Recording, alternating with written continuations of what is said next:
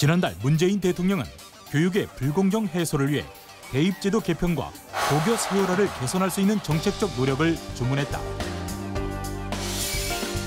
불공정한 학생부 종합전형 위주의 수시 전형에서 벗어나 교육의 투명성을 강조한 것.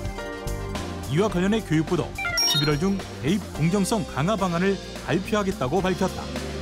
학교 생활기록부는 공정성과 투명성을 높이고 정시 수능 위주 전형의 비율을 상향 조정하되 구체적인 상향 비율과 적용 시기에 대해서는 대학과 교육청 등과 협의해서 11월 중에 함께 발표하겠습니다. 공정성 강화 방안에는 정시 전형 확대와 특목고를 일반고로 전환하는 계획 등이 담길 것으로 알려졌다. 한편 교육 현장에서는 대입제도 개편안 발표를 앞두고 찬반 의견이 엇갈리고 있다. 정시 전형을 확대할 경우 객관성을 보장할 수 있다는 주장과 공교육이 붕괴되고 사교육이 증가할 수 있다는 주장이 맞선 것. 교육 공정성을 강화하고 국민이 체감하는 교육 개혁을 위해 어떤 사회적 합의를 이끌어내야 할까? 오늘 쟁점 토론에서 함께 고민해본다.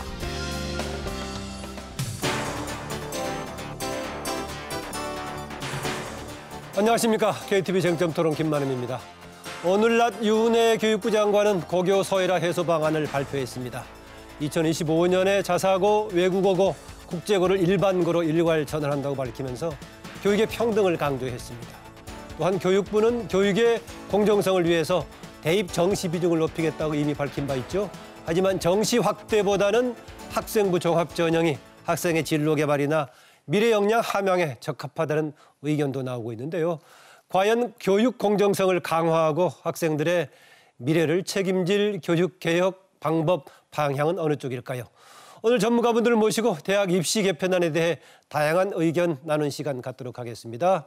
오늘 네 분과 함께 하는데요. 함께 하실 분들을 소개해드리겠습니다. 먼저 중부대학교 안선혜 교수님 나오셨습니다. 어서 오세요. 안녕하십니까. 네, 다음은 참교육연구소 전경원 소장님 나오셨습니다. 어서 오세요. 네, 안녕하십니까.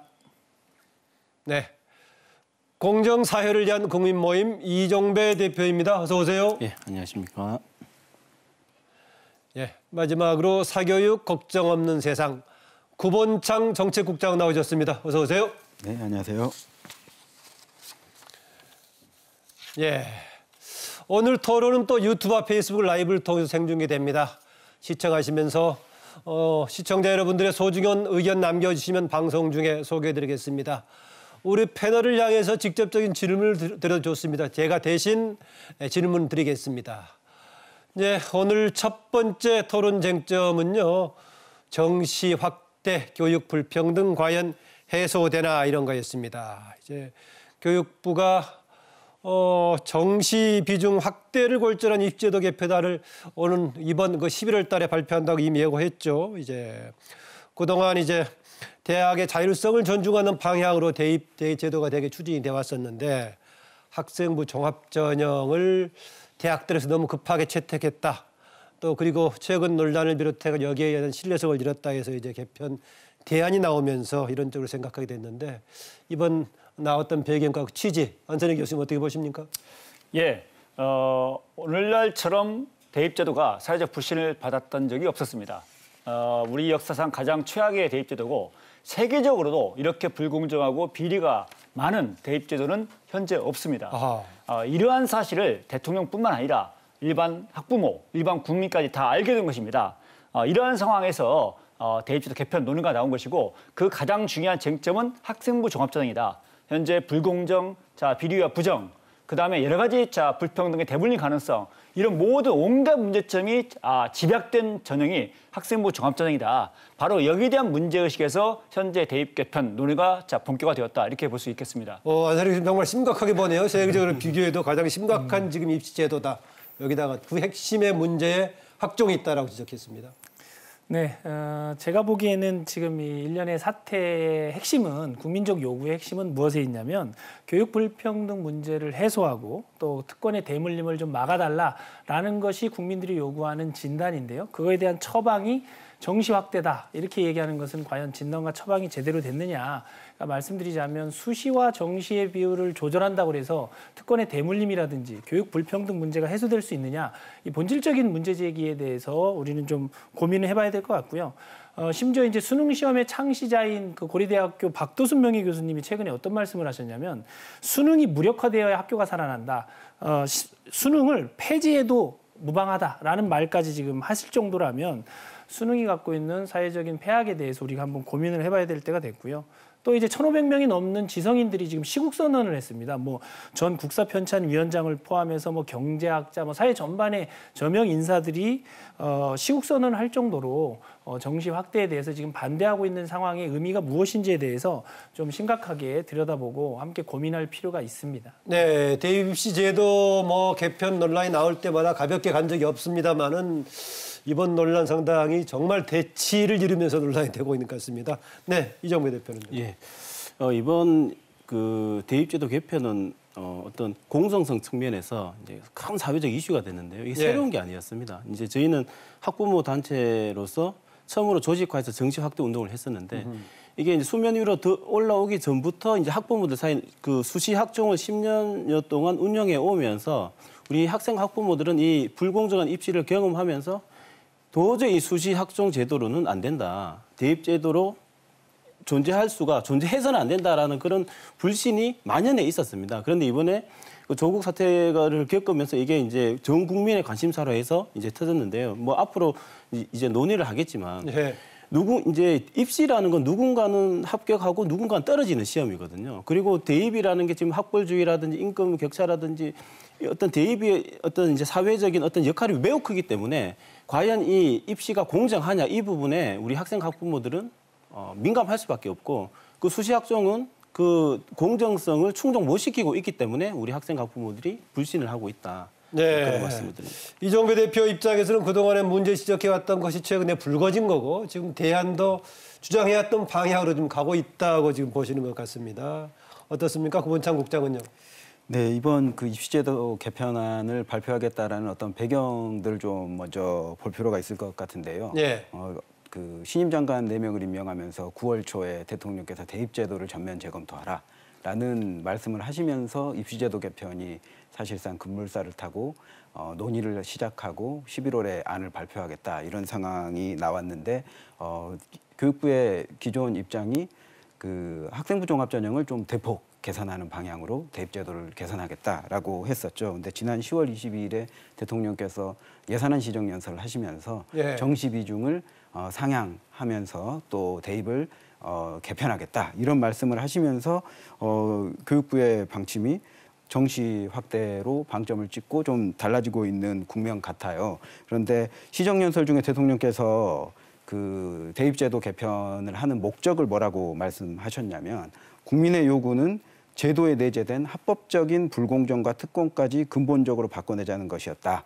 국민들께서 가장 가슴 아파하는 것이 교육에서의 불공정이다. 그래서 즉 최근 조국 전 법무부 장관 국면을 보면서 부모의 배경, 즉 직업이라든지 경제력이라든지 거주 지역이라든지 학벌과 같은 이러한 특권이 교육제도 내에서 자녀에게 대물림되는 그래서 결국은 기울어진 운동장, 그들만의 그 교육 불평등이 생기는 이 문제에 대해서 국민들이 분노하고 있고 실제로 설문을 여론조사 기관에 의뢰해보니 국민 10명 중 9명이 이 문제가 심각하다라고 이야기하고 있는 상황이거든요. 그래서 따라서 이에 대한 처방책으로 입시제도 개편안이 나오려면 결과적으로 지금 소외받고 있는 계층도 교육을 통해서 어떤 수혜를 입을 수 있는 정책이 설계되어야 되는 상황이 아닌가라고 보고 있습니다. 예, 대통령의 시정연설에서 나왔던 문제의식, 문제 제기에는 공감하지만 처방책에 대해서는 논란의 여지가 있다라고 지금 이제 반론을 제기하셨습니다. 네, 이정배 대표님, 정시 확대하면은 고교가 정상 교육화되는 것이 아니라 입시 준비 문제 푸는 장소가 돼버리고 오히려 또 불평등을 심화시킬 수 있다라는 반론도 있습니다. 이걸 어떻게 보십니까? 이제 그게 이제 악의적 프레임이죠. 이제 악의적 프레임이다. 특히나 그 어떤 정시 확대를 공격하기 위한 이제 악의적 프레임이라고 생각하고요. 저는 이제 방금 이제 구본창 그 본부장님 말씀하신 대로 그 대통령께서 어떤 특권의 대물림, 불공정을 이제 개선해야 된다라는 그 처방책으로 정시 확대가 정확한 방향이라고 저는 생각을 합니다. 왜냐하면요. 왜 특권이 대물림되고 있냐면요. 이제 여러 가지 이유가 있는데 그 중에 이제 하나만 말씀드리면 수능 같은 경우 이렇게 뭐 수천만 원 사교육 쓴다고 이제 어떤 그런 부모의 사회 경제적 지위가 어떤 그런 대입으로 명문대로 이렇게 연결된다라는 그런 공격을 많이 하시는데 수능 같은 경우에는 이제 안선혜 교수님 더 잘 아시겠지만 수천만 원이 아니라 수억 원의 어떤 고액 가외를 해도 그 자녀가 그걸 소화할 수 있는 지적 능력이 안 되면 아무 무용지물입니다. 반면에 학생부 같은 경우는요. 그 드라마 스카이캐슬도 있듯이 수억 원을 들이면 좀 과장해서 수억 원을 들이면 정말 명문대 그냥 무임승차하듯이 보낼 수 있거든요. 아, 돈만큼 효과를 기대할 그렇죠. 수 있다. 그러면 어떤 게 특권이 대물림되고 있냐라는 근원적인 이제 그 저희가 이제 물음에 대한 진실된 답을 해야 되고 그리고 이제 학부모들이 어떤 공정성을 찾는 부분이 어떤 부분이 있냐면 어쨌든 수능은 시험장에 학생 본인이 들어갑니다. 예. 본인이 들어가서 학생 본인이 받은 점수로 학생들끼리 이제 경쟁을 해서 이제 그 당락이 결정되기 때문에 우리 학생 학부모들은 공정하다고 느끼는 거죠. 왜냐하면 객관적이고 투명하기 때문에. 그런데 학생부 전형 같은 경우에는 학생부도 학부모가 만들었는지 컨설팅 업체가 만들었는지 학교에서 몰아줬는지 알 수가 없는 학생부로 이제 지원을 했을 때 또 왜 이 학생부 어떤 부분이 부족해서 떨어졌는지 아무것도 가르쳐주지 않고 결론만 얘기를 하고 있습니다. 그 부분에 대해서 학생부를 신뢰를 할 수 없기 때문에 특권이 대물림되고 있는 제도가 오히려 수시 제도다 그런 말씀을 드립니다. 예, 정경원 소장의 지금 견해하고는 아주 뭐 대치가 되네요. 그렇습니다.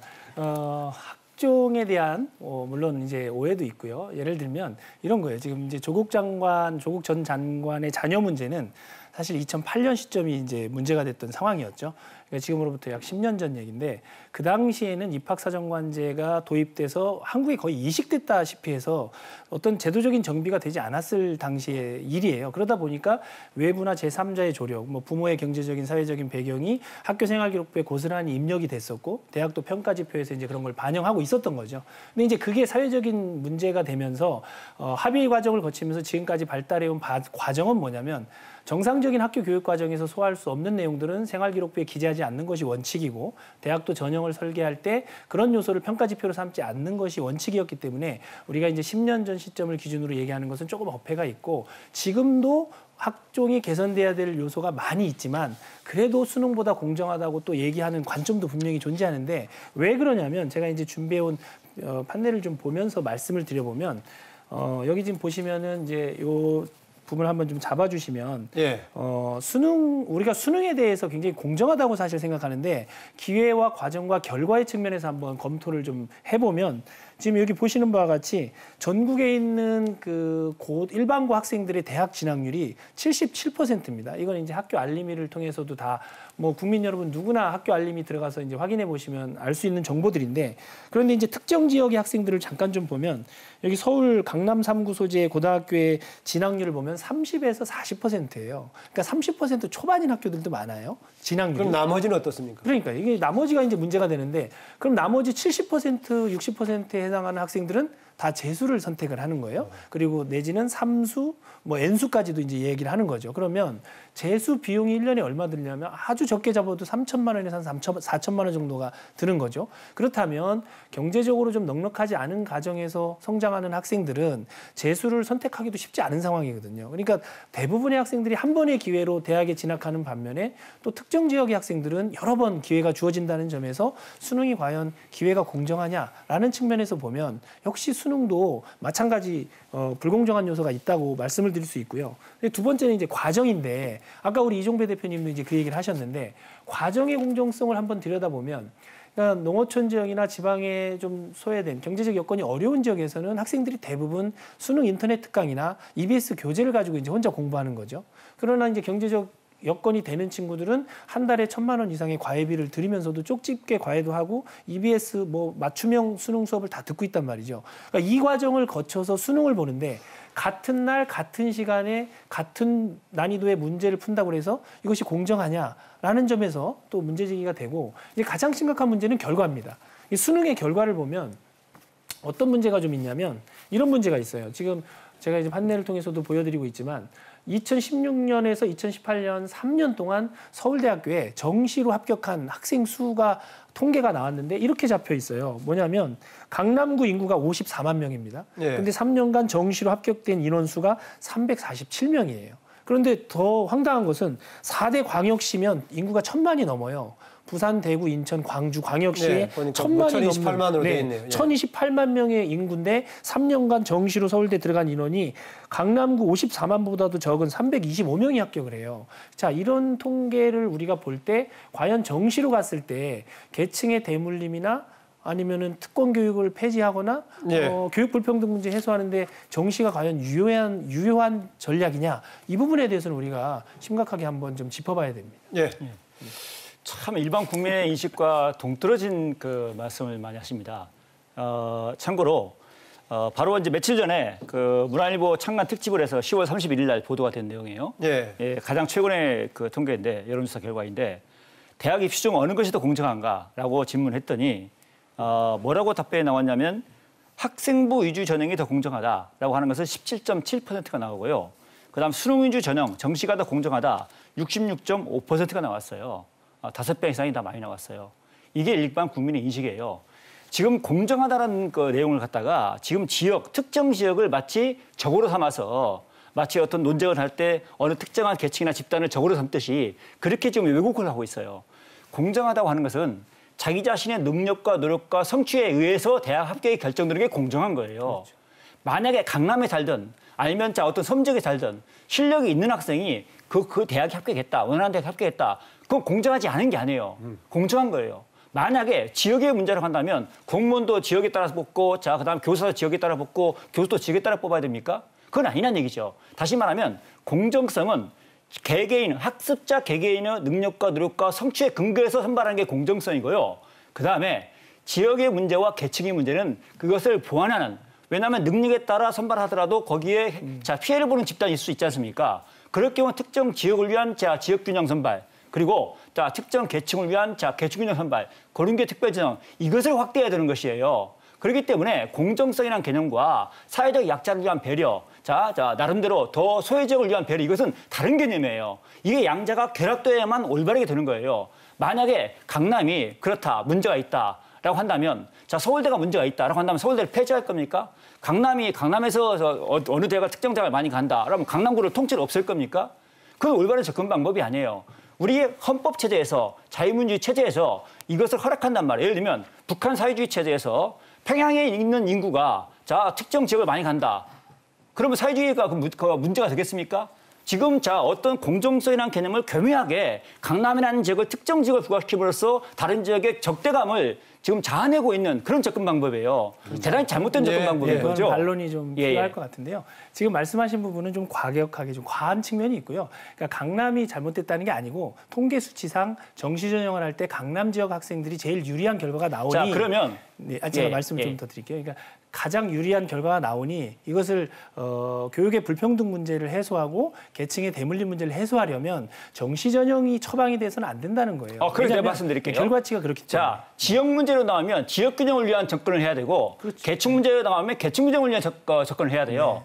지금 지역 문제를 얘기하면서 바로 계층 문제로 연결시키고 있습니다. 강남이 문제라고 한다면요, 어떤 보충이 필요하냐면 모든 지역의 지역 균형 선발을 위한 전형을 확대해야 돼요. 다시 말하면 모든 지역의 지역 균형이나 가치를 실현하기 위해서는 뭐가 가장 올바르냐라고 한다면 학생부 교과 전형이 올바른 거예요.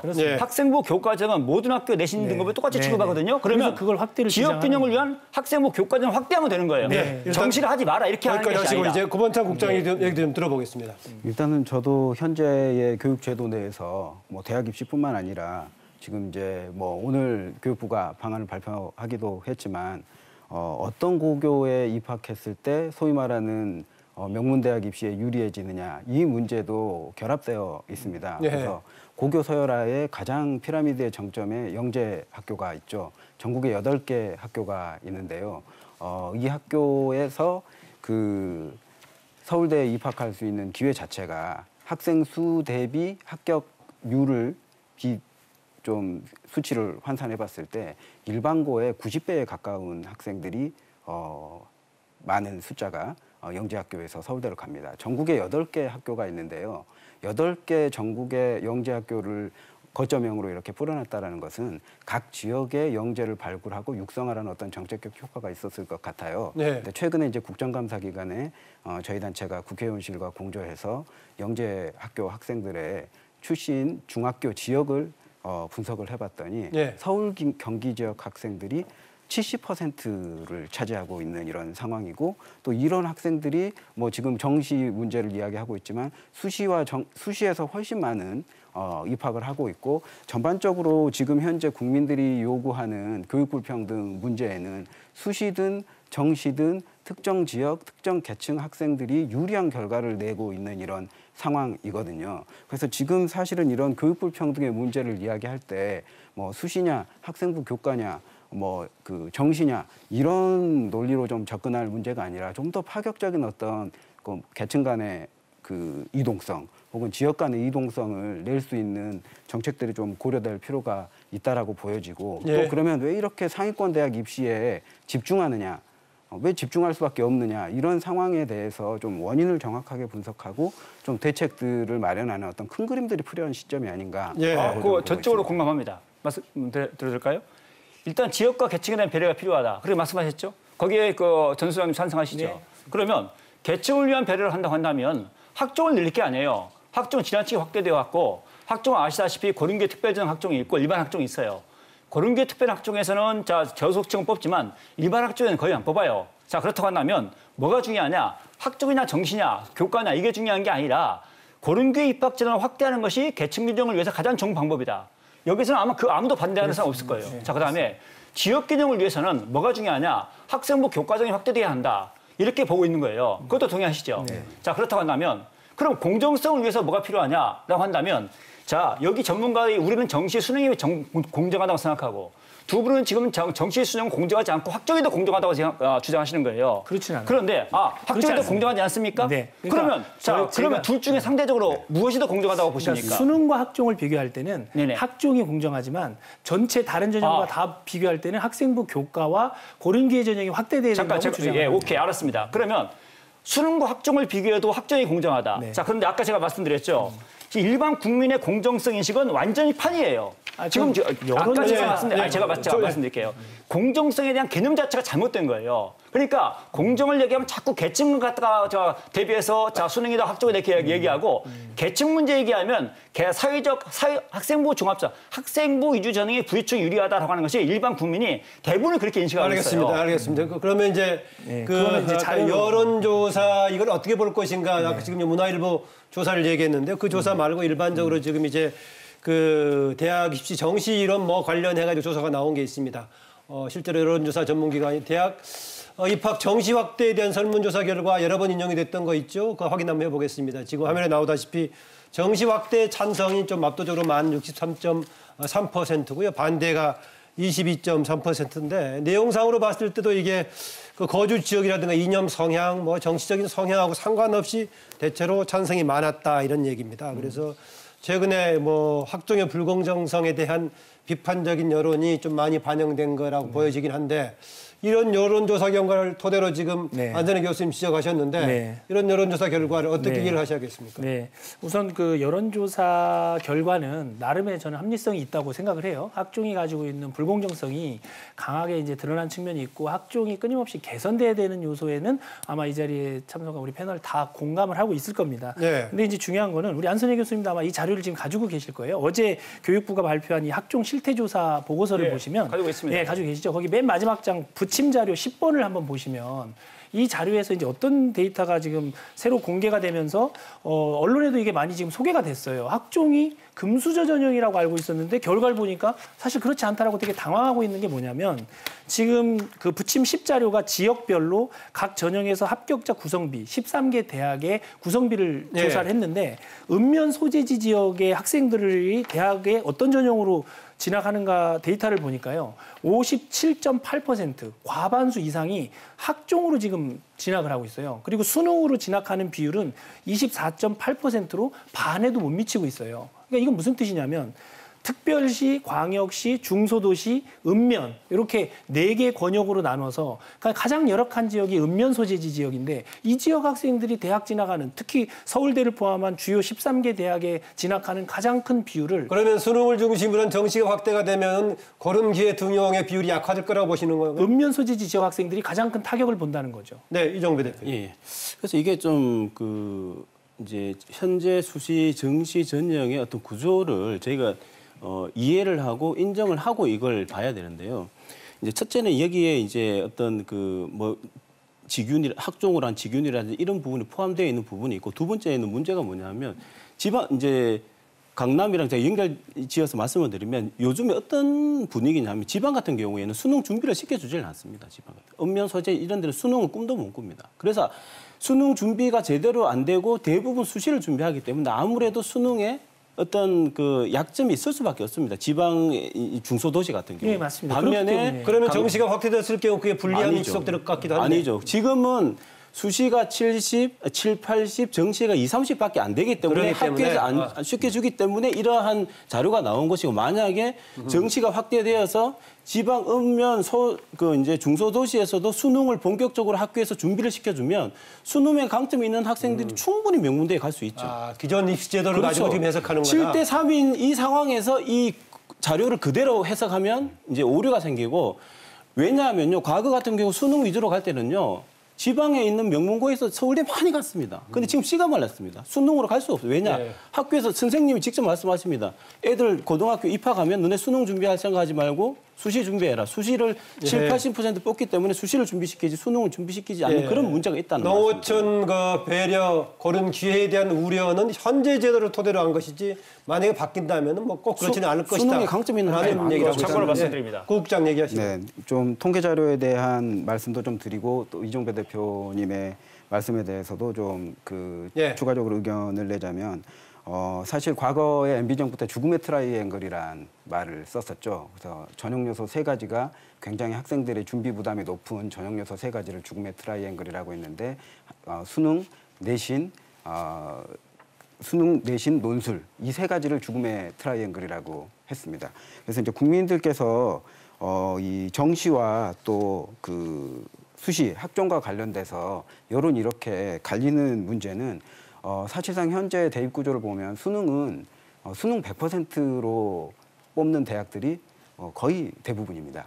그런데 학종과 같은 경우에는 전형 요소가 굉장히 여러 가지가 걸려 있습니다. 첫 번째 내신이 걸려 있고 또 거기에 비교과 활동이 걸려 있고 또 서류를 제출해야 되고 자기소개서와 같은 또 면접이 있습니다. 면접도 학생부 기반 면접을 치르는 대학이 또 다수 있지만 소수의 대학은 논술고사와 비슷한 교과 지식을 묻는 구술고사를 치르는 대학들이 있어요. 서울대라든지 고려대라든지 연대, 이화여대 이런 대학들이 그런 면접들을 치르고 있는데 그래서 국민들께서 보시기에는 불공정의 문제도 있지만 기본적으로 학종에 이 준비 부담의 문제가 있습니다.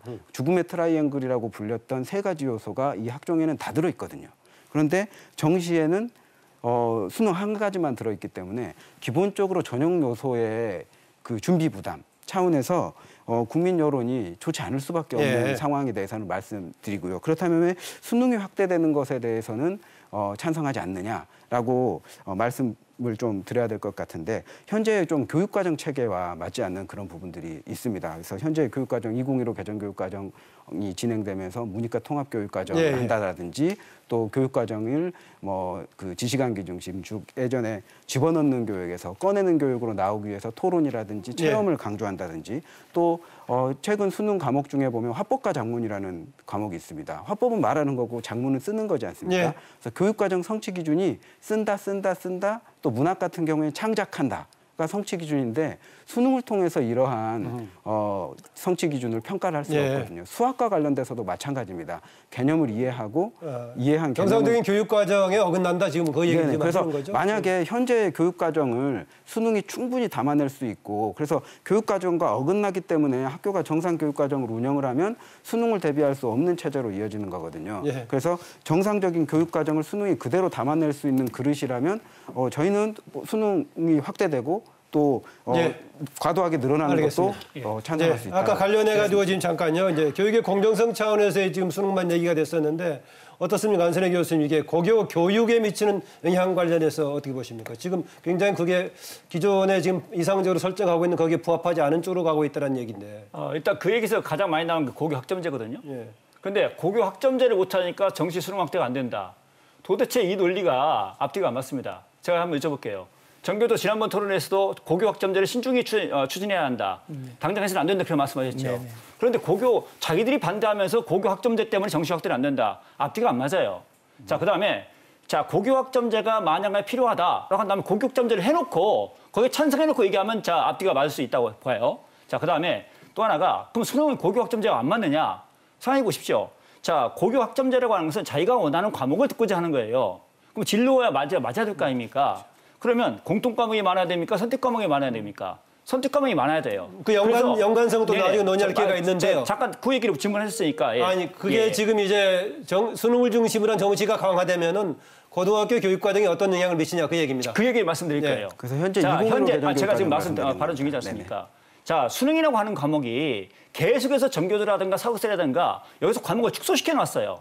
그러니까 과목을 축소시켜 놨기 때문에 자, 몇 과목 선택할 여지가 별로 없습니다. 그래서 우리 같은 경우는 수능이 활성화된다고 한다면 현재 있는 과목에서 선택 과목을 좀 일부 증가시키는 것도 가능하고 그다음에 현재 과목에서 일률적으로 국영수 중심의 수능 정시 한 줄 세우기가 아니라 모집 단위 특성에 맞춰서 자 모집 단위와 전공과 관련 있는 교과목을 선택하게 안내를 하고 그걸 반영한다고 한다면 자 고등학교에서 자기 진로에 원하는 과목을 선택할 수 있는 고교 학점제와 완벽히 부합됩니다. 다시 말하면 고교 학점제라고 하는 것은 수능이냐 학생부 교과냐 학조냐 이 문제가 아니라 수능과 학생부 교과 종합전형에서 네. 어떤 과목을 어떻게 반영하냐 문제와 관련된 자 그런 쟁점이라는 얘기죠. 그 부분 관련 얘기 짧게 추가하십시오. 그 이제 제일 중요한 본질은 이런 겁니다. 뭐냐면 고등학교 교육 과정은 교육 과정대로 운영되는 게 원칙이고 대학 입시 제도 때문에 고등학교 교육 과정이 입시 제도에 맞춰서 운영이 돼야 된다. 이렇게 접근하는 건 되게 위험한 발상이고요. 그래서 본래 2015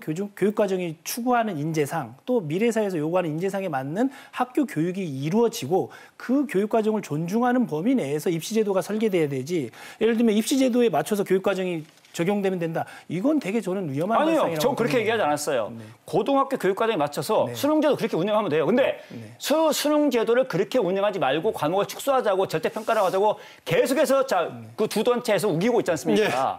그래서 현재 수능이 이 모양 이 꼴이 난 거죠. 그래서 수능을 함께 개선하자는 얘기입니다. 마무리 쪽에 다시 한번 추가로 논의해보기로 하고요. 일단 이제 정시 관련 얘기가 나왔기 때문에 이 부분은 이렇게 마무리하겠습니다. 일단 이번 달 중에 교육부에서 이제 그 비율을 발표하겠다고 했는데 어떻습니까, 안선혜 교수님? 가급적 정시 비중을 많이 높이면 높을수록 좋다고 보십니까? 적정한 선이 있다고 보십니까? 지금 여기서 오해를 바로잡아야 할 아주 중요한 시간이 왔습니다. 지금 대통령도 그렇고 청와대 정책실장도 그렇고 지금 여당 원내대표도 그렇고 서울의 주요 대학이 타겟이다 이렇게 얘기하고 있어요. 마치 전체 대학에서 정시를 확대시켜야 한다. 그래서 지방 대학의 반발을 유도하고 뭐 지역의 반발을 유도하고 이런 흑색 선전이 있는데 전혀 아닙니다.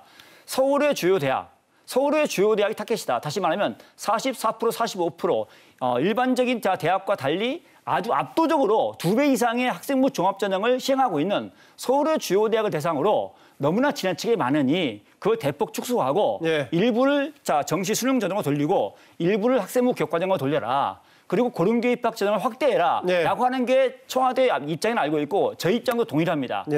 그러면 약자를 위한 고등교의 전형을 늘리면 계층 선발이 되는 것이고 계층 균형이 되는 것이고 학생부 교과전형을 늘리면 지역 균형이 되는 거예요. 그리고 수능을 위해서는 공정성이 확보될 수 있다는 얘기입니다. 알겠습니다. 어떻습니까? 지금 이제 안선혜 교수는 기존의 학종의 과도한 문제를 치유하는 정도, 보완하는 정도의 지금 이제 강화를 필요하다. 나머지는 그대로 다양성 유지가 있을 것이다라는 서울의 얘기입니다. 주요 대학이 한 50개 이상이면 된다 이렇게 보는 입장입니다. 안선혜 교수님 입장하고 많은 부분은 일치되지만 이제 좀 다른 부분이 뭐냐면 예를 들어서 학생부 교과 전형 비중을 늘려야 된다. 동의합니다. 그리고 고린기회 전형, 기초생활수급 과정이나 차상위 계층 가정의 대학 진학의 폭을 넓혀줘야 된다. 동의합니다. 그런데 수능을 늘리는 것에 대해서는 예를 들면 공론화위원회에서 이미 30% 이상이라는 어떤 가이드라인을 마련해 줬고 예. 근데 그것이 작년에 사회적 합의 과정을 거쳐서 도출된 결론인데 이걸 무시하고 다 바로 1년 뒤에 또 대통령의 발언에 의해서 그것도 서울권에 있는 일부 대학이기 때문에 파급력이 별로 크지 않을 것이다라고 분석하는 것은 대단히 저는 그러니까 손대서는 안 된다 그런 입장이네요. 그렇습니다. 예. 그리고 그 일부 대학의 문제라고 얘기를 하지만 수험생들 입장에서는 진학하고 싶어하는 핵심 대학들입니다. 그렇기 때문에 그거는 사실 일부 대학이라고 얘기하면 안 되고 실제로는 근본을 흔드는 거다. 그렇죠. 파급력이 큰 대학들입니다. 예, 이 대표. 이제 저희는 이제 수능 90% 이상 거의 100% 가까이 이제 늘려야 된다라고 주장하는 사실상 정시화해야 된다. 예, 이제 수능 위주로 대입 제도를 개편해야 된다라고 저희는 주장하고 있는 단체이고 그렇다고 이제 제가 이렇게 교육 운동하면서 겪은 점은 아무리 옳은 제도라도 과격한 예. 급진적인 변화는 학생 학부모의 혼란을 장기적으로는 그렇게 가야 되겠지만 가야 되고, 점진적인 변화가 이번 같은 경우에는 한 최소한 50% 이상은 발표를 해야 되고 한 가지만 더 말씀을 드리면 예. 저희는 왜 그런 80~90%까지 이제 말씀을 드렸냐면 수시도 믿을 수가 없습니다. 수시도 왜냐하면 뭐 숙명여고 선생님 계시니까 제가 좀 조심스럽습니다만은 이제 사실들이니까 이제 숙명여고 사태도 있었고 또 학부모들이 불신을 하고 있고 그 다음에 수행 같은 경우에도 학부모들이 굉장히 불공정하다라고 많은 저한테 이제 지금 그런 불만을 이제 얘기하고 있기 때문에 만약에 지금의 어떤 수시 전형으로 간다면 네. 내신을 믿을 수 없고 그다음 대학에서도 만약에 100% 수시 위주로 간다면 분명히 예를 들어 강남에 있는 학교랑 저 시골에 있는 학교랑 같이 내신을 보질 않거든요. 네. 대학에서는. 그렇기 때문에 본고사 같은 또 다른 기형적인 대입 제도가 생길 수 있다. 뭐 그런 부작용이 나올 수 있다. 그런 네, 말입니다. 고문창 국장도 지금 전 소장님처럼 지난해 여러 가지 공론화 과정 거쳐서 결정된 건데 더 이상 확대해서는 안 된다 그런 입장입니까? 네, 비슷한 입장인데요. 기본적으로 또 이 수시 제도에서 앞서도 말씀드렸지만 수능 최저학력 기준을 걸고 있는 전형이 또 수시에도 있습니다. 예. 그 대부분 대학은 뭐 학생부 종합 전형에서 수능 최저학력 기준을 걸고 있지 않지만 뭐 그 서울대 지역균형 선발이라든지 고려대, 이화여대, 연세대 이런 대학들은 현재까지는 수능 최저학력 기준을 상당 비율을 걸어왔습니다. 그래서 수능의 영향력이 수시에도 여전히 있는 상황이기 때문에 예. 현재 수준을 좀 유지하는 부분들이 좀 맞다라고 좀 생각합니다. 알겠습니다. 예, 또 다음 쟁점이 있기 때문에 뭐 토론 또 다음 쟁점으로 넘어가겠습니다.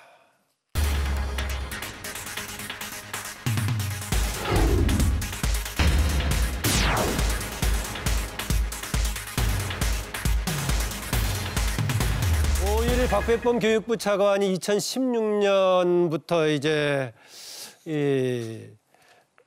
외국어고, 국제고 이런 관련 여러 가지 얘기해가지고 실태를 그다음 발표했죠. 네. 고려대, 서울대 3개 대학을 비롯해서 13개 대학의 학생부 종합전형 실태 조사를 이렇게 발표를 했었는데요.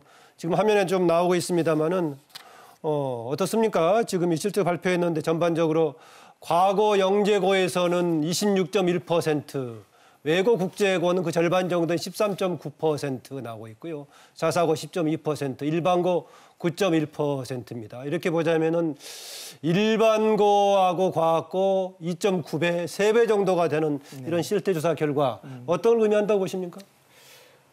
이번 그 학생부 실태 조사에서 가장 적나라하게 드러난 게 고교 등급제다. 네. 그런데 고교 등급제라는 용어를 교육부에서 안 썼습니다. 왜냐하면 대학에서 제시된 자료를 분석하는데 고교 등급제 자료를 제시할 리가 없지 않습니까? 이 조사 자체가 한계가 있었고요. 아하. 지금 아까 보신 바와 같이 학교 유형별로 매우 큰 차이 나타난다. 합격률에 아까 화면에 나왔다시피 과거 영재고는 26.1%. 일반고는 9.1%밖에 합격률이 안 됩니다. 그런데 아까 수능 비판하셨죠. 그런데 같은 동일한 교육부 자료에 뭐가 나왔냐면 수능에서 일반고의 합격률은 16.3%입니다. 그러니까 거의 일반고의 2배예요. 그러니까 일반고를 중심으로 볼 때 학생부 종합전형과 수능전형이 뭐가 유리하냐? 수능 전형이 훨씬 더 유리합니다. 아까 교육부 자료 중에서 읍면 단위가 5천 몇 명이다. 지금 전국 단위 자사고의 상당수가 읍면 단위에 있어요. 그 인원을 빼도 예. 마찬가지입니다. 아니 그 인원을 빼고 어떻게 마찬가지입니까? 광역 단위 자사고가 잔뜩 들어가고 있는데 어떻게 그 인원을 빼도 마찬가지입니까? 민사고 한 학년 인원이 150명입니다. 또 하나가 아까 읍면 단위에 뭐가 포함되어 있냐면 사회적 약자 저런 얘기 거기 또 포함되어 있어요. 그 인원을 빼면 또 완전히 달라지고 자 그다음에 또 하나 중요한 부분이 뭐가 있냐면 이게 고교 유형별 그 합격자의 전형별 비중을 본다고 한다면 예를 들면 학종에서 일반고가 차지하는 숫자가 63.8%, 그다음에 이제 자소고는 8.9% 이렇게 쭉 나오는데 학종에서도 일반고가 일단 워낙 그 비중이 일반고의 비중이 크니까 그런데 이 학종에서 차지하는 일반고의 합격자 비중보다 수능에서 차지하는 일반고 합격자 비중이 69%입니다. 훨씬 더 많습니다. 네, 같은 자료에 제시된 그런 통계 자료입니다. 논의의 핵심은 이제 네. 요 고교 서열화. 그래서 그게 바로 고교 사회로죠. 다시 말하면 고교 사회를 훨씬 더 강화시키는 것이 학생부 종합전형이다 이런 문제고. 네. 일단 또 국국장 얘기 듣고 들어가시죠. 네. 근데 그 방금 말씀하신 일반고가 학종이냐 수능이냐 이거를 좀 이야기할 때 최종적으로 몇 명이 합격했느냐로 보는 거는 좀 중요한 모수를 간과하고 있다라고 보여집니다. 몇 명의 일반고의 학생이 입시 방법의 경로별로 네. 구분해서 해야 된다 그 얘기입니까? 그럼 보면 학생 수 대비 합격률로 비교한 자료를 두 보면 번째 자료까지 제가 그것까지 함께 얘기했습니다. 네, 근데 보면 학종에서 일반고가 그 2.1%죠. 네, 1.1%. 네. 그리고 1.1%. 수능에서는 1.7%입니다. 네. 뭐 그런 자료라든지 또 자사고는 수능에서 합격하는 비율이 또 압도적으로 높습니다. 네. 그리고 그 국민들께서 또 모르실 수도 있기 때문에 말씀드린 거는 과학고하고 영재학교는 설립 초기부터 그러니까 수능을 대비하는 학종뿐만이 학교가 아니라 아닙니다. 다른 뭐 수능 등하고 같이 비교해서 봐야 된다 그 얘기인가요? 네, 수능을 대비하는 학교가 아니에요. 과학고는 사실 카이스트에 오는 학생을 그대로 흡수하기 위한 목적으로 처음에 시작을 했거든요. 네. 그래서 이 학생들이 초창기부터 수능으로 대학을 가지 않았던 학생들입니다. 현재도 그렇고요. 그래서 그런 부분들에서 좀 제가 차이가 그쪽에 있다고 말씀하셨으니까 제가 말씀드릴게요. 아까 은면지역 짧게 얘기하시고 또 말씀하셨는데 이정배 대표 얘기 들어야 되니까요. 현재 읍면지역의 고등학교가 수능 전형을 거의 포기하다시피 했어요. 그렇기 때문에 읍면지역 고등학교 수능 합격자가 별로 안 나오는 부분이 있는 것이고 또 하나가 먼저 말씀하시고 제가 또 말씀드릴게요. 네. 마무리하시죠. 제가 말씀드릴게요. 예. 네, 그 아까 고교 서열화 문제는 사실 어떻게 접근해야 되냐면 학생부 종합 전형 때문에 고교 서열화가 드러난 게 아니고 제대로 이제 우리가 분석을 해야 되죠. 뭐냐면 고교가 서열화가 이미 돼 있는 겁니다. 그러니까 결과도 예를 들면 중학교 3학년 학생들이 되면요. 성취도 가장 높은 학생들이 영재학교 갑니다. 그다음에 과학고 가요. 그리고 자사고 가고 외고 가고 국제고 가고 일반고 가는 겁니다. 그러니까 이미 대학들은 학생들이 서열화돼 있다는 걸 알기 때문에 학생을 선발할 때도 그 결과가 데이터상에 그대로 나타나는 거예요. 이정배 대표 얘기. 그러니까 이게 이제 닭이 먼저나 달걀이 먼저나의 문제가 아니라 이제 그러면 학부모들은 왜 그러면 영재학교, 과학고, 자사고로 가려고 할까요? 대학에서 학종으로 잘 뽑아주기 때문에 가려고 하는 겁니다. 만약에 거기 가도 아무런 메리트가 없다면 뭐 일반고랑 다를 바가 없다면 왜 거기 가겠습니까? 이제 학부모들 입장에서는 영재학교, 뭐 과학고, 자사고 가니까 대학 진학이 유리하더라. 면학 분위기 뭐 그뿐만 아니라 면학 분위기도 좋고 여러 장점이 있더라. 하니까 우수한 학생들이 몰리고 대학에서는 우수 학생들이 여기 몰려 있으니까 뽑고 그게 고교 등급제고 끊임없이 고교 등급제를 계속 시행하다 보니까 그게 서열화가 된 부분이 있거든요. 그렇다면 차이가 어떤 게 있냐면 수능 위주로 갔을 때는 대학에서 영재학교에 있는 학생이다 우수하겠구나라고 뽑지는 않습니다. 영재학교다 하더라도 점수가 돼야지만 뽑는 거거든요. 이거는 고교 서열화랑 다른 문제인 것이고 고교 서열화의 주범은 뭐 자사고나 영재학교가 아니라 수시라는 제도, 학종이라는 제도가 근본 원인인 것입니다. 그러니까 지금 이게 특수학교들의 전제가 아니라 입시제도가 그걸 강화하고 유인했다라고 보시면 지금 이 말씀을 좀 보충해서 짧게 하시고 왜냐하면 다른 분도 얘기해야 되니까요. 수능으로 합격할 경우는 그 학생 학업 성취가 객관적으로 확인됐기 때문에 이 학생가 과학고 학생일 수도 있고 영재고 학생일 수도 있습니다. 그다음에 이제 외고 학생일 수도 있고요. 그리고 우수한 애가 그 학교에 많이 들어가죠. 그러나 수능으로 합격할 경우는 학업 성취가 객관적으로 확인되기 때문에 거기에 대한 불만이 별로 존재하지 않습니다.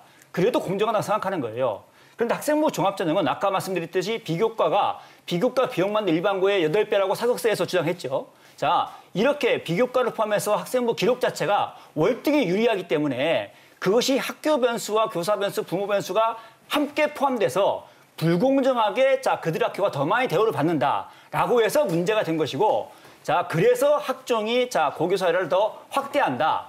학교마다 성취를 다르게 평가하니까 그렇게 비판을 받는 겁니다.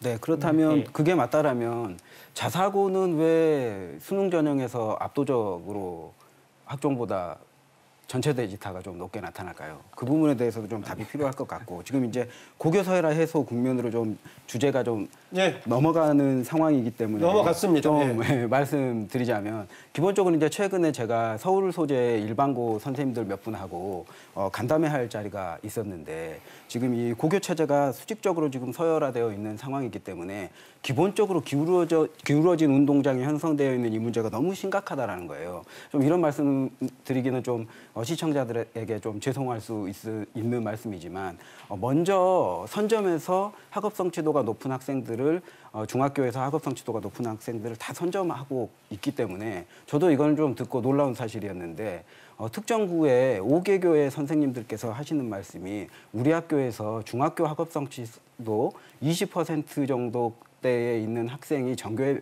한 학년에 몇 명 될 것 같습니까? 대개 한 300명 정도 한 학교에 학생들이 다니고 있는데 저는 이 숫자를 듣고 굉장히 놀랄 수밖에 없었습니다. 그러니까 15명 미만이라는 거예요. 전교에서. 전교에서. 그러니까 100명 중에 20등 안에 드는 아이가 300명 중에 20등 안에 드는 학생이 15명이라는 겁니다. 20% 안에 드는 학생이 15명이라는 겁니다. 예. 일반고 그래서 황폐화가 애초부터 심하다는 거예요. 교육을 좀 시작할 때부터 예. 학교가 잠자는 교실로 시작돼서 잠자는 교실로 끝나는 양상이 너무 심각하다는 거죠. 네, 그래서 지금 얘기했던 게 지금 입시 방법 특히 이제 종합 전형 관련 이제 학생부 종합 전형 관련이 영향을 많이 미친다, 악순환이 미친다, 고리가 되고 있다라고 이제 이종우 대표는 얘기를 했는데 또 다른 차원에서 봤을 경우 그런 이제 학교 체계 자체 오늘 이제 교육부 장관이 발표했는데요. 2025년에 자사고, 외국어, 국제고 이것을 일반고 일괄 전환하겠다라고 발표했단 말이죠. 지난번에 그 자사고들이 이제 심사 결과 해가지고 상당히 논란이 있었고 지금 소송까지 진행이 되고 있는데 이 발표는 뭐 지금 바람직한 방향으로 결정된 거라고 보십니까? 어떻습니까? 저는 이게 원인이 두 가지가 있는데 하나만 해결했기 때문에 해법이 될 수가 없다. 되게 어렵다. 없다기보다 이렇게 봅니다. 왜 그러냐면 현재 고교 서열화 문제는 학종의 지나치는 확대로 인한 비정상적인 불공정한 특정 학교 유형의 우수 가장 큰 게 거기에 있다고 보십니까? 여기에 있다고 보고요. 그다음에 또 하나가 고교 다양화가 있거든요. 그런데 현재 고교 다양화가 고교 다양화를 아까 특정 유형 학교를 갖다 일반고로 전환시킨다고 해서 그러면 고교 서열화 문제 해결되느냐 안 됩니다. 왜냐하면 현재 학생부 종합전형은 기본적으로 학생부 기록에 대한 정성평가, 주관적 정성평가에 기초하게 돼 있어요.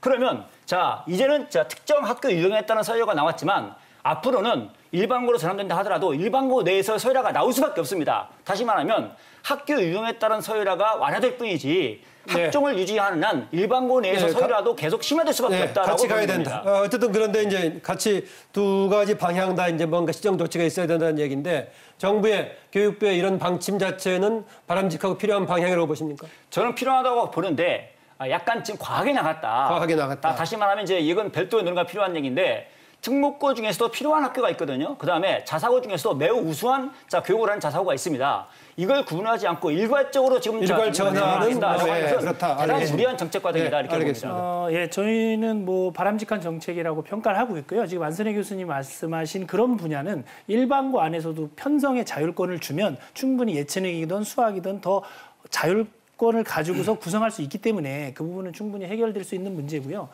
이 고교 서열화의 가장 큰 문제는 사실 어떤 식의 접근이 필요하냐면 분리교육이 낳는 폐단을 우리가 주목해야 되는 거예요. 그러니까 쉽게 말하면 아주 어린 나이부터 성취도가 높다고 해서 영재학교 학생들은 영재학교, 과학고 학생들은 과학고, 전국 단위 자사고는 전국 단위, 광역 단위, 외고, 국제고, 일반고, 마이스터고, 전문계고 이렇게 분리함으로써 생기는 폐단이 뭐냐면 학생들 스스로가 특권의식을 갖게 될 수 있는 우려가 굉장히 높고요.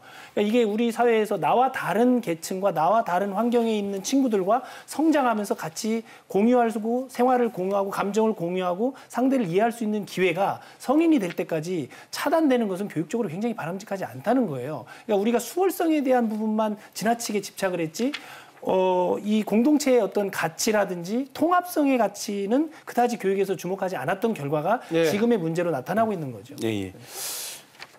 일정 부분 제가 이제 동의하는 부분도 있는데 저는 이제 고교 서열화가 해소되어야 한다라는 부분에 반대하는 국민은 없다라고 봅니다. 왜냐하면 고교 서열화의 문제가 뭐냐면 이제 두 가지 정도가 있는데요. 고등학교 따라 유불리가 생긴다는 겁니다. 다른 아무런 어떤 학생의 노력이나 그런 거 없이 어떤 고등학교를 가느냐에 따라 유불리가 생긴다는 거죠. 그래서 저희 학부모들이 저한테 이제 하시는 말씀이 일반고에 자기의 자녀를 보냈지만 그 특목고의 학생보다 절대 능력이나 노력이 뒤지지 않는다라고 생각하는데 특목고라는 이유만으로 대학에 잘 가는 거에 대해서 불공정하다라고 느끼는 부분이 있거든요. 예. 두 번째는 뭐냐면 그렇게 이제 서열화가 되니까 이제 좋은 고등학교에 가기 위해서 중학교뿐만 아니라 초등학교부터 경쟁이 과열된다는 겁니다.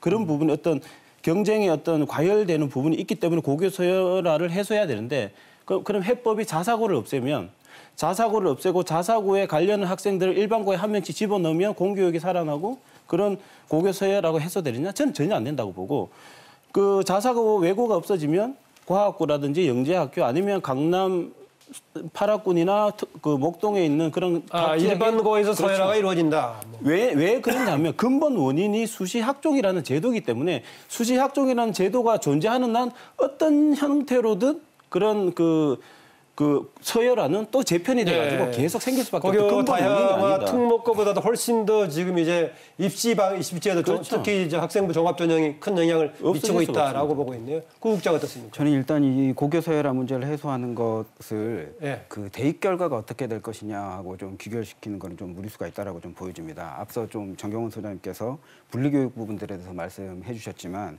저는 이 고교 서열화를 해소하는 문제는 좀 교육 생태계 복원의 문제다라고 좀 보여집니다. 하나는 입학 경쟁의 문제입니다. 사실 그 OECD 국가 중에 뭐 몇몇 국가들이 대입에서 그 경쟁을 요구하는 부분들은 몇 국가들이 있지만 고입 단계부터 입학 경쟁을 요구하는 나라는 우리나라밖에 없습니다.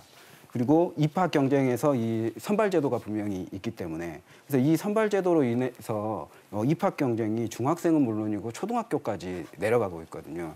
그래서 중학생 사교육비가 작년을 제외하고 최근 몇 년 동안 고등학생 1인당 월평균 사교육비보다 중학생 1인당 월평균 사교육비가 훨씬 높게 나타나는 양상들이 보여졌습니다. 그리고 실제로 국회의원실과 상당히 많은 규모 2만 명 정도의 학생들에 대해서 좀 설문조사를 실시할 때 희망 고교 유형별로 사교육 격차가 굉장히 많이 나고 또 선행학습 정도의 격차 또 수면 시간의 부족 이런 부분들이 굉장히 격차가 많이 나타납니다. 즉 이런 고등학교 단계에서 선발 기제를 놓다 보니까 학생들이 어떤 여가권이라든지 또 휴식권이라든지 건강권까지 침해하는 수준으로 그래서 과학고나 영재학교를 대비하기 위해서 초등학교 2학년 학생이 고등학교 수학을 선행학습하고 있고 또 이 학원에 들어가기 위해서 특정 지역에서는 또 새끼 학원까지 나오고 있고 현재 지금 과학고, 영재학권 남기고 나머지 지금 특목고들 없앤다라는 얘기였는데 그럼 그것도 반대하시는군요. 네네. 그리고 또 설립 취지의 문제가 저는 있다라고 보여집니다. 그래서 사실 영재학교하고 과학고 같은 경우에는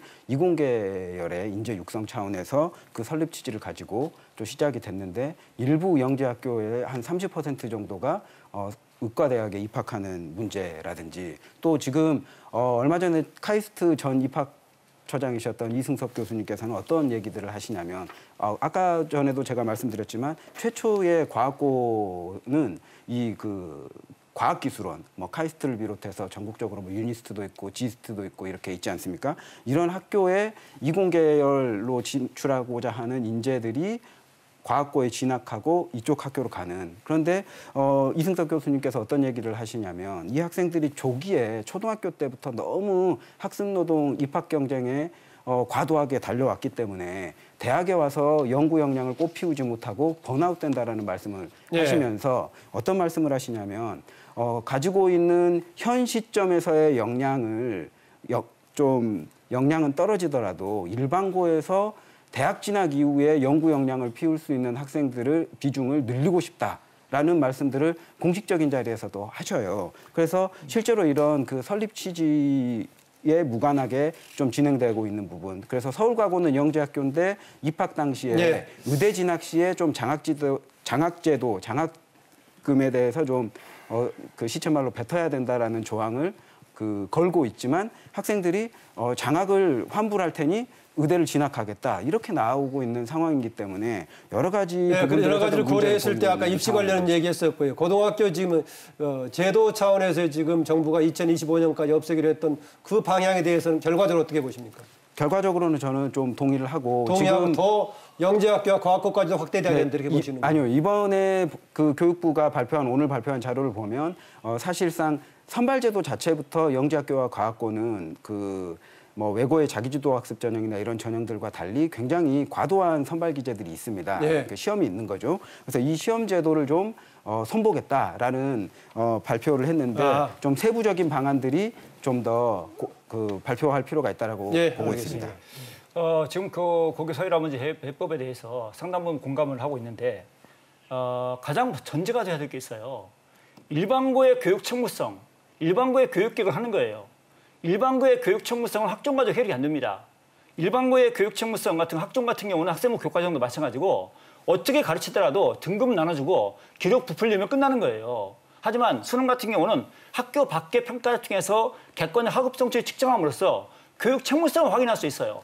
바로 이것 때문에 전교조를 비롯한 일부 교원단체가 학종을 선호하느냐 수능을 선호하느냐 중요한 하나의 원인이 되고 있다고 보거든요. 그래서 아까 말씀드린 바와 같이 이건 일반고를 살리기 위한 교육 책무성 문제가 중요하게 나와야 되고요. 또 하나가 어떤 부분이 필요하냐면 지금 이 정부도 얘기하지 않고 전교조도 얘기하지 않고 있는데 현재 비평준화 지역이 의외로 많이 있어요, 우리나라에. 그럼 비평준화 지역을 평준화시켜서 비평준화 지역을 일반고 내에서도 평준화를 시켜야 될 거 아닙니까? 그럼 비평준화 지역 평준화가 먼저 돼야 됩니다. 특목고 아니고 비평준화 지역의 학교들이 얼마나 되는 겁니까? 비평준화 지역이 지금 요새 통계를 교육개발에서 안 넣고 있어요. 벌써 한 10년 전 이상을 안 내놓고 있습니다. 그런데 대체로 한 지역으로 본다고 한다면 상당히 넓은 지역인데 학생 수로 본다면 3분의 1 정도 이렇게 추정하고 있거든요. 이게 김포 같은 지역도 가깝게는 비평준화 지역. 제가 말씀드릴게요. 자, 그다음에 아까 분리 특권의식 그래서 심지어 과학고 영재고보다 전환시켜야 한다 이렇게 얘기했잖아요. 선발 방식을 바꾸자. 선발 방식을 일반고에서 위탁 교육하는 방식으로. 그러니까 사실은 위탁 교육이라는 얘기는 개별 학교의 선발을 없앤다는 얘기 아닙니까? 그런데 세상에 어느 나라에서 특정 분야의 인재 양성을 아예 깡그리 없애버리고 위탁교육만 한 나라가 세상에 어디 있습니까? 아니 제가 말씀드릴게요. 그 방식이 아니에요. 영재학교 위탁교육을 알고 있습니다. 과학고 관련 얘기는 이제 정부의 방침도 잠깐 사회주의 국가에도 그렇게 하지 않아요. 거기까지 나갈 필요는 없고요. 거기는 조금 더 정부도 아직 이제 구체화시키지 않았으니까. 마무리하겠습니다. 다시 말하면 저는 현재 상당히 많은 광역자 사고 같은 일반고 전환시켜다 보는 입장이에요. 왜? 일반고와 별 차이 나는 우수한 교육을 하고 있지 않기 때문에 선발효과만 가지고 학생 진학효과를 노리려고 하는 거예요. 맞습니다. 그렇기 때문에 상당 부분 전환시켜야 되는데 아예 제도적으로 깡그리 일반고로 전환시킨다고 하는 것은 우리나라 교육 전체를 갖다가 하향 평준화시켜볼 의미가 있다. 네, 알겠습니다. 지금 이제 할 말씀들이 많으시니까 계속 길어지는데요. 마지막으로 이 질문, 지금 주제 관련 하나만 질문 드리겠습니다. 수능 관련 얘기가 나올 때마다 이제 오지선단이 찍기니 이렇게만 나오니까 이제 앞으로는 논술 소수령도 관련해서 도입하는 수능 문항에 도입하자 이렇게 또 얘기가 지금 거론이 되고 있는데 그렇다면 논술 입시 비슷하게 또 여기에 대한 사교육이 확장되지 않겠느냐. 더구나 이제 수능이 중심이 되면 아주 보편화될 것인데요. 과거에 논술 대비는 특수한 대학에 갈 사람들을 목적으로 했는데 일반화된 걱정, 우려 어떻게 보십니까? 그래서 저는 이제 학부모 단체를 운영하고 있는데요. 네. 이게 이제 대통령께서 지금 정시 확대하라라는 지시가 내려지고 지금 쑥대밭이 되지 않았습니까? 근데 이 되니까 얼마 전에는 시도교육검협의회에서 절대평가로 수능을 2번 보자, 논술형을 도입하자, 온갖 얘기가 다 나오고 있는데 이 지양을 해야 됩니다. 이게 어떤 학술적으로나 연구 검토 없이 그냥 막 던지듯이 논술형 같은 경우에도 말씀을 드리면 대통령께서는 대선 공약으로 논술형 폐지하겠다고 했습니다. 그 논술형 폐지라는 공약을 하기까지 많은 어떤 정책적 고려가 있었을 거란 말이죠. 그걸 다 무시하고 지금 논술형을 도입하자라고 하고 있거든요. 너무나 무책임한 얘기들이고 이 논술형에 대해서 사교육비라는 문제, 그다음에 이제 논술형을 수능으로 넣을지 아니면 내신으로 할지 여러 가지 논의할 게 정말 많은데 무턱대고 지금 논술형 도입하자고 주장하는 자체가 저는 굉장히 무책임한 주장이라고 저는 생각을 합니다. 네, 어떻습니까? 네. 논술형 수능이 기존에 지금 현재 오지선다, 그러니까 5개 선지 중에 답을 고르는 이런 기술을 익히는 문항보다는 학생들의 사고력을 요구하는 문항은 맞습니다. 근데 이제 부가적으로 사교육비 문제라든지 당장 도입했을 때 평가 역량이라든지 공정성 담보 이런 문제들은 당연히 문제가 될 수 있는데 그런 거에 대한 장기적인 로드맵을 가지고 도입하면 저는 바람직하다고 봅니다. 그러나 꼭 그 방식이 수능과 같은 방식이어야 되느냐는 여전히 의문을 가지고 있고요. 이제 앞서 잠깐 그 영재학교 문제 보완을 좀 해서 말씀을 드려보면 이런 거예요. 가난한 집에는 영재가 태어나지 않는가? 사실 영재라는 것은 뭐 빈부를 가려서 태어나는 게 아니에요. 근데 지금의 시스템에서 문제가 되는 건 뭐냐면 특정한 지역에서 1억 6천 이상의 사교육비를 보태야만 들어갈 수 있는 게 문제가 맞습니다. 된다고 하니 네. 이제 방식을 뭐로 얘기한 거냐면 일반고로 진학한 뒤에 단위학교에서 추천을 받으면 영재학교에서 시험을 주관해서 영재를 선발하면 된다고 얘기한 거지. 그 아까 말씀하신 것처럼 뭐 단위학교의 선발을 없앤다 이런 거는 정말 말씀하셨듯이 그건 있을 수 없는 제도고요. 다만 선발 방식과 시기를 일반 평범한 서민 가정에서도 영재성을 가진 아이가 영재학교에 입학할 수 있는 기회를 열어주는 것이 바람직하다 이 말씀을 드린 거예요. 수능에 지금 논술형 서술형 논술이죠. 도입 관련 예, 얘기입니다. 예. 아까 뭐 영재고 문제가 되면 그 병행하면 돼요. 예. 근데 하나를 완전히 없애고 이착금을 하자. 그건 논리가 저는 옳지 않다고 생각하고. 남겨두시고요. 자, 우리 논술 이제. 문제를 얘기한다면 여기서 이제 사실 이제 우리 같이 이제 정시 확대를 논의했던 학부모 단체와 저는 입장이 약간 다릅니다. 다시 말하면 논술은 일부 포함시킬 필요가 있다. 그런데 주로 전교조에서 하는 얘기는 자 논술형 수능을 도입하되 그걸 절대평가로 하자. 뭐 이런 방향으로 저는 알고 있습니다. 계속 그런 주장 해왔고. 네. 그러면 사실은 거기에 논술형 수능의 방점이 있는 게 아니라 그건 수능의 무력화의 방점이 있어요. 그러면 거기는 실제로 내신 위주의 역시 기존 학종 이게 중심이 될 수밖에 없는 그런 어떤 논리적 문제가 있고 그다음에 전면적 논술을 도입하되 만약에 이것을 절대평가를 하지 않고 일반차 수능처럼 점수제로 한다라고 할 경우는 사교육비는 폭발적으로 증가할 수밖에 없습니다. 그러니까 이거 선택 가능한 대안이 아니에요. 그러면 선택할 수 있는 대안은 뭐냐?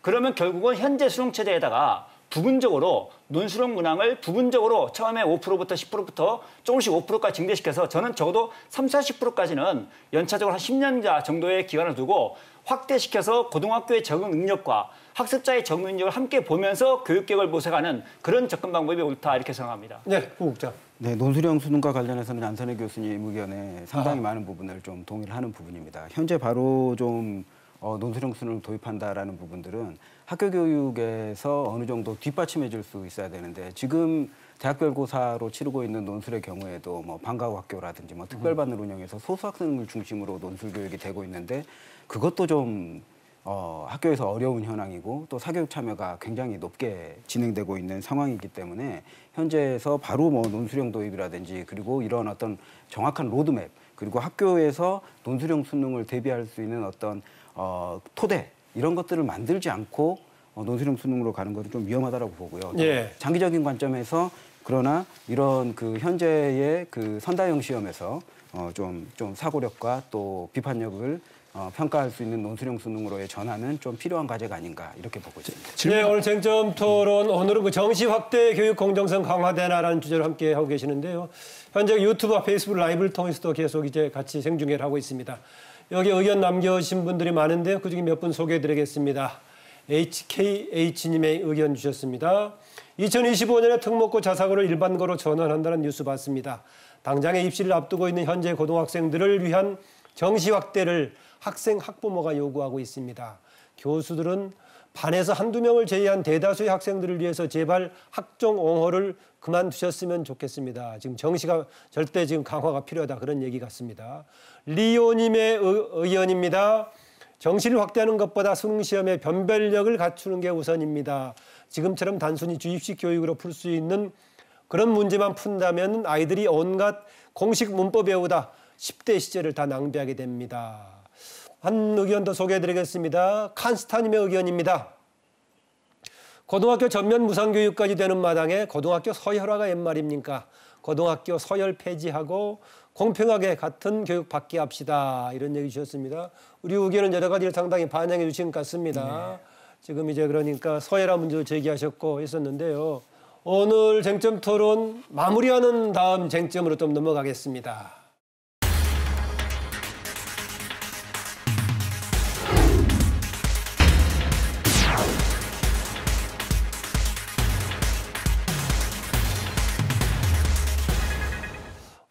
정시를 강화하면 수능 중심으로 어디 쏠리게 된다. 또 특목고를 없애면 일반고에서 서열화가 이루어진다. 이렇게 풍선 효과 같은 것에 대한 우려, 당장에 혹시 수능 때문에 강남에 다시 뭐 사람들이 이사 가려고 쏠리는 거 아니냐 이런 의견 사실인가 아닌가 모르겠는데 나오는 이런 풍선 효과에 대한 우려는 어떻게 좀 해결하겠습니까? 네, 사실 지금 벌써 언론에 보면 몇 언론에서는 강남의 뭐 집값이 호가가 뭐 2억씩 올랐다, 전세값이 올랐다, 막 이런 얘기들도 나오고 있는데요. 저는 이 논의에서 가장 중요한 본질을 놓치고 있는 것이 아닌가 하는 지점이 뭐냐면 우리 학생들의 행복에 대한 지점입니다. 그러니까 학교가 행복한 공간이어야 되는데 우리 사회에서 논의를 할 때 늘 학생의 행복도가 빠져 있어요. 근데 최근에 학생의 학교생활 만족도는 계속 지속적으로 이제 상승하고 있는데 우리가 이 부분을 대입 정책을 수립할 때도 마찬가지지만 학생이 학교 생활할 때 행복한 학창 시절을 보낼 수 있도록 하기 위해서는 어떤 기성세대들의 노력이 필요한가에 대해서 더 고민이 좀 필요하다고 보고요. 네. 그 관점에서 볼 때 우리 아이들이 서로 학생들에게 치열하게 경쟁을 요구하고 친구가 적으로 인식되게 만드는 것은 대단히 교육적으로 바람직하지 못하다. 그래서 지금 상대평가 시스템을 절대평가로 바꾸자고 끊임없이 이야기하고 있는 거고 학교 내신뿐만 아니라 수능도 내신을 지금의 어떤 상대평가 방식은 1등급이 4%거든요. 그러면 4%에 들지 못하는 96%는 사실은 패배감을 가지고 생활할 수밖에 없는 겁니다. 결과적으로. 그러니까 경쟁이 무조건 나쁘진 않습니다. 경쟁은 바람직한 경쟁도 있는데 과연 학창 시절에 학교에서 친구들과 경쟁하는 것이 바람직한가에 대해서는 우리가 끊임없이 고민해야 되고 네. 학생들이 숨을 트게 해주기 위해서는 수능과 내신을 절대평가로 전환하고 지금 정부가 방향을 잘 잡은 것 중에 하나는 이 고교 서열화 문제도 반드시 이렇게 해소해야 되고요. 네. 그리고 뭐 고교서라 해소를 바탕으로 해서 수능도 절대평가로 우리가 가고 그래서 대학 입시가 우리 학생들 그리고 초중고등학교 교육과정을 더 이상 예속하지 않는 방향에서 설계가 되도록 하는 것이 가장 중요한 정책이다. 이 부분을 놓치면 안 된다는 점을 강조하고 싶습니다. 네, 부작용에 대한 우려, 풍선 효과에 대한 우려. 예, 이종배 대표. 예.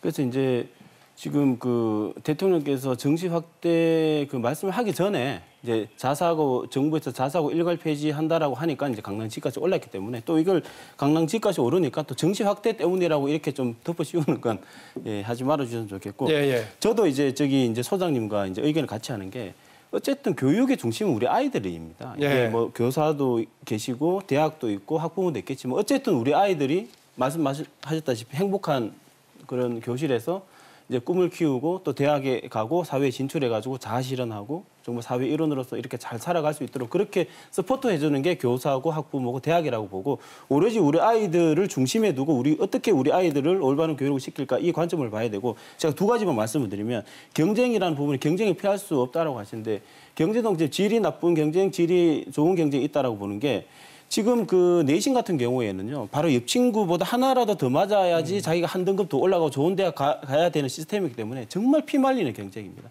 이 뭐 책을 시험 못 보게 하려고 책을 훔친다든지 최근의 사례 같은 경우에는 교무실 가서 친구 오답을 고쳐가지고 점수를 이런 정말 말도 안 되는 비교육적인 경쟁이 일어나고 있는 게 수시제도이기 때문에 저는 수시제도를 폐지해야 된다라고 하고 두 번째는 기회라는 겁니다. 예. 저희 때는 이제 고등학교 1학년, 2학년 때 좀 공부 못했더라도 정신 차리고 3학년 때 열심히 하면 자신이 원하는 대학 갈 수 있는 그런 기회가 있었던 게 수능이라는 제도인데 지금은 수시라는 제도는 고등학교 1학년 1학기 때 아니면 2학년 때 내신하면 삐끗하면 자기가 원하는 대학은 탈락되어버리고 정시로 갈 수밖에 없는데 정시 비율이 너무나 살인적으로 작다라는 부분이 있고 그래서 기회라는 측면, 기회 제공이라는 측면에서 수능 8, 90, 100%로 가는 게 맞다 그런 말씀입니다. 예, 우리가 또 이제 제도 개편 관련해서는 이제 항상 늘 이런 말이 됩니다. 특히 교육은 백년지 대계 하는 것이기 때문에 제도가 꾸준하게 개혁하는 것은 필요하지만은 또 제도의 안정성도 굉장히 필요한데 이 점에서는 너무 이번에 결정 과정이 상황에 대한 여러 가지 충격적인 사건들이 있어서 그런가 모르겠지만은 너무 급속하게 진행되는 거 아니냐 교육의 안정성 차원에서의 걱정도 있습니다. 이건 어떻게 보십니까? 예, 안정성이 중요합니다. 근데 대입제도가 올바르고 공정하다고 될 경우는 안정성이 매우 중요하죠. 근데 지금 대다수 국민들이 불공정하다, 불평등하다, 특정 학교에 유리하다 이렇게 돼 있지 않습니까? 이 제도를 안정적으로 유지한다고 한다면 그거는 전 국민 의사에 반영한 거라고 볼 수밖에 없는 거죠. 어떻게 그동안 입시 준비해온 학생들에 대한 혼란을 없겠습니까? 전혀 문제가 없습니다. 왜냐하면 제도를 바꾼다 하더라도 4년 반 전에 바꿔야 될 제도가 있고 2년 전에 바꿔야 될 분야가 있습니다. 그렇기 때문에 제도를 바꾸는 것은 적어도 한 4년, 이 정도 걸려야 되는 것이고 그러니까 2024학년도부터 바뀌는 거고 일정 부분의 전형별 비율을 바꾸는 것은 2, 3년 전 것도 바꿀 수가 있습니다. 현재 대학의 그 전형별 비율 나온 게 21학년도까지밖에 안 남아 있습니다. 예. 그러니까 그걸 발표 시기가 있다는 거죠. 그래서 안정성도 문제가 없다. 이런 말씀을 드리고 있습니다. 그리고 거기에 맞춰서 미리 고등학교 들어갈 그 전에 중학생 때부터 대비학교 만들어주기 때문에 예. 불공정한 대입 제도를 공정하게 바꾸면서 그 공정한 제도가 안정적으로 가는 게 가장 올바른 방식이다 이렇게 봅니다. 네.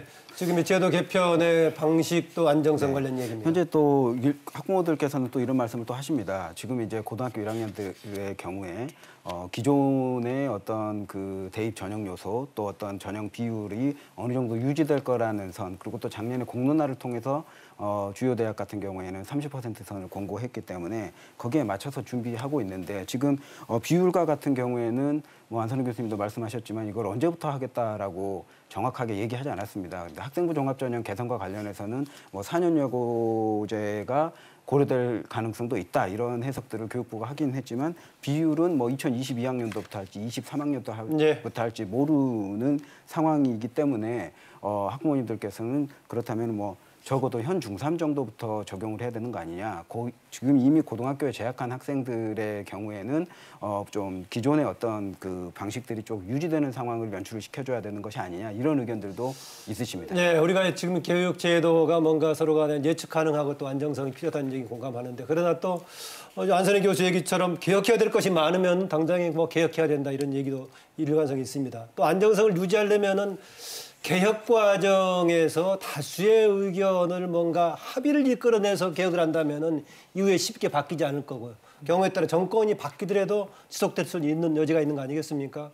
그리고 우리 사회적인 여러 사안들을 보면 상당히 견해차가 심한데, 교육에 관한 입장에서 견해차가 꽤 있습니다. 이런 견해차가 상황 인식에 대한 서로 다른 인식 차이가 생긴다고 보십니까? 아니면은 평등이라든가 수월성, 아니면 무슨 교육 철학의 차이에서 비롯된다고 보십니까? 어떻습니까? 예, 저는 뭐 당연히 교육 철학의 차이에서 비롯될 것 같고요. 그러니까 우리 사회가 과거에는 수월성 교육이라는 가치에 굉장히 매몰이 돼 있었어요. 그래서 수월성 교육의 욕구에 충족시키다 보니까 고교 다양화 전략도 이제 그렇게 해서 생겨난 거고, 그런 교육 철학의 가치가 놓치고 있었던 점은 뭐냐면, 그러니까 수월성은 충족시킬 수 있었는데 사회 통합의 가치에서는 많이 흠결이 있었다. 네. 그래서 최근에 일어나고 있는 일련의 현상들을 보면 학생들 스스로도 특정한 대학에 다니고 있고 또 지방의 대학에 다니고 있는 학생들 사이에서도 본인들 스스로가 이제 그것을 합리화할 정도의 어떤 그 수월성 교육이 갖는 폐단이 분명하고요. 그래서 이것을 사회 통합의 가치에서 우리가 입시 정책 혹은 교육 정책을 어떻게 끌고 갈 것인가에 대한 좀 진지한 고려와 숙고가 필요한 시점이 됐다,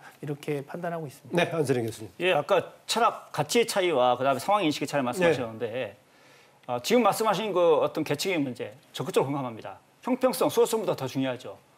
그런데 형평성도 수월성과 함께 추구할 수도 있거든요.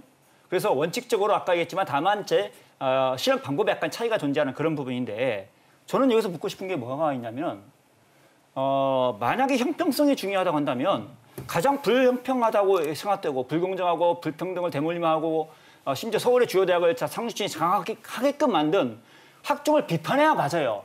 가치가 상충되는 주장을 하고 있어요. 그리고 사교육 득점업 세상 같은 경우도 아주 오래전에 이명박 정부 시절에 입학사정관제를 확대하자고 얘기하고, 나중에 문제가 생기니까 비판하고, 나중에 그럼 학생부 전형으로 전환하자 얘기하고, 나중에 거기에 대해서 자기들 여론조사에서 학생부 전형이 가장 폐지해야 될 전형 1위로 나오니까 학생부 전형, 학생부 종합성을 폐지하자고 주장한 그런 성명서도 있어요.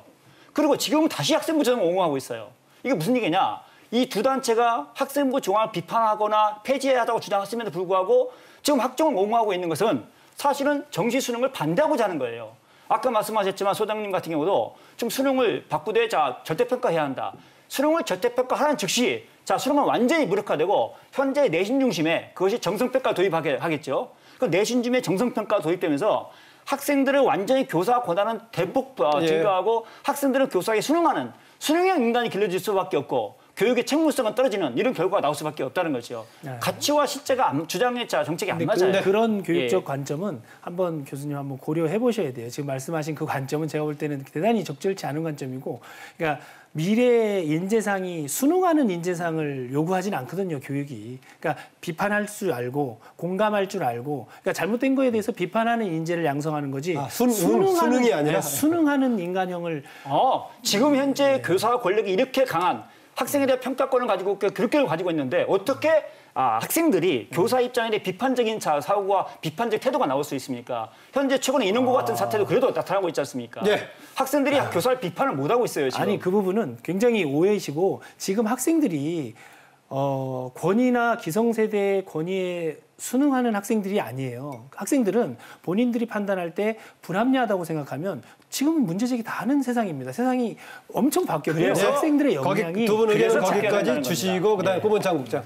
일단 이제 뭐 저희 단체의 그 입장에 대해서 안선희 교수님 쭉 말씀해 주셨지만 입학사정관제에 대해서 MB 정부 때 저희가 지지한 바가 없습니다. 그래서 비판적으로 지지해 왔고, 왜냐하면 외부 스펙이 과도하게 반영되는 문제에 대해서 끊임없이 문제 제기를 해왔었거든요. 그 초기 상황 잘 모르시죠? 그리고 여하튼 그렇습니다. 그리고 지금 현재 학생부 종합전형과 관련해서도 비교과 부분들이 과도하게 반영되는 문제에 대해서 이렇게 지속적으로 좀 비판적 입장을 유지해 왔다라는 말씀들을 좀 말씀을 드리고요. 그다음에 이제 지금 사회통합을 이루기 위해서는 사실상 작년 공론화 국면에서 어떤 좀 지혜를 모아올 필요가 있다라고 보여지는데요. 작년에 공론화 국론이 좀 지난했던 가장 큰 이유는 어떤 방향, 목표 이런 부분들에 대해서 먼저 합의를 하고 그다음에 향후 액션을 어떻게 결정할까 이렇게 좀 나가는 순서들이 필요했다라고 보여지는데 초창기에는 어떤 그 공론화의 목적이라든지 방향을 결정한 듯 보여지지만 공론화를 진행하면서 오히려 이게 좀 희석되고 달라지는 그런 국면들이 있었거든요. 그래서 향후에 어떤 아젠다들을 공론화하고 특히 교육과 관련해서 사회통합을 이루려 할 때는 그런 목표와 방향 이런 부분들에 대해서 좀 합의를 하고 세부 방안을 좀 논의할 필요가 있지 않겠습니까? 그래서 이제 교육을 통한 사회 통합을 이루려면 이제 수능 위주로 한 90%, 100% 이렇게 가면, 왜냐하면 지금 수시 제도에서는요 계층 간에 서로 불신을 하고 있고, 예를 들어서 뭐 조국 사태도 그랬지만 뭐 명문대 수시로 명문대 가면 불신을 하고 있습니다. 나 백으로 갔나? 뭐 어떤 특권층에서 어떻게 힘을 써서 갔나? 이렇게 불신을 계층 간에 계속 불신을 하고 있고, 또 계층 간 이제 부모의 어떤 경제적인 격차가 또 교육 격차로 계속 이제 이어지고 있고, 서로 이제 양극화도 더 심해지고 있고, 계층 이동이 단절되고 있거든요. 그래서 이제 또 이제 서로 불신을 하고, 교실에서도 학생들끼리 불신을 하고 있고, 교사와 학생들끼리도 불신을 하고 있기 때문에 이제 사회 통합을 이루려면 수능 위주로 가야 된다 말씀을 드리겠습니다. 마무리 말씀까지 부탁드리려는 시간이 다 돼버렸습니다. 꼭 인사 말씀 10초씩 한 분씩 하고 딱 드리겠습니다. 강조하고 싶은 말. 정기영 소장님. 네, 뭐 다양한 교육적 가치가 있겠지만 저는 항상 모든 판단의 기준과 결정의 근거는 학교와 학생이 돼야 된다 이렇게 말씀드리겠습니다. 네, 안 교수님. 대통령이 학종을 비판하고 수시를 비판하고 있습니다. 여당 대표도 바뀌었습니다. 야당 입장도 바뀌었습니다. 정당 대부분이 정시 확대를 강조하고 있는데 특정 교원단체와 몇몇 분들이 학종을 계속 비판하면서 옹호하고 있는 이 현실이 개탄스럽습니다. 국민 중심으로 가야 된다 이렇게 말씀드리고 싶습니다. 고문창 국장. 네, 일단은 현재 가장 부각되는 것은 국민들께서 교육 불평등에 대한 분노를 가장 심각하게 호소하신다라고 생각합니다. 그래서 이 교육 불평등이 어디에서부터 오는지 정확하게 좀 진단하고 진단을 통해서 좀 정책을 내고 이것의 효과를 기대할 수 있는 방향으로 앞으로 교육 정책이 좀 흘러갈 수 있었으면 하는 말씀 드리면서 마무리드립니다. 네, 이정구 대표. 그 입시의 생명은 공정성입니다. 그리고 우리 국민들이 입시의 공정성을 요구하고 있기 때문에 수능 정시 위주로 대입 제도를 개편하는 게 바람직한 방향이다. 그걸 국민들이 원하고 있다. 그렇게 생각하고 있습니다. 네, 뭐 토론 또 하실 말씀 많은데 아쉽죠? 아쉬운데 오늘 네 분 열띤 토론 고맙습니다. 네, 감사합니다. 2020년도 대학 수학능력시험을 딱 일주일 남겨두고 있습니다. 문재인 대통령은 공정한 교육제도로 국민의 신뢰를 회복하는 것이 지금 가장 중요한 교육개혁 과제다 이렇게 얘기를 했습니다. 앞으로 입시개혁 방향은 단지 정시와 수시의 비율 조정만으로 국한돼서는 안 되며 또 아이들의 교육을 통해서 기본적으로 꿈과 희망을 품을 수 있도록 설계되어야 합니다. 또한 사회 통합을 위해서 교육의 계층이동 사다리 기능을 또 강화해야 할 것입니다. 우리 정부는 이번 교육 개편안에 대해서 더 많은 국민과 함께 소통과 공감의 장을 만들어가서 더 좋은 결과 바람직하게 실천할 수 있도록 의견을 모았으면 합니다. 쟁점 토론 오늘 여기서 인사드리겠습니다. 고맙습니다.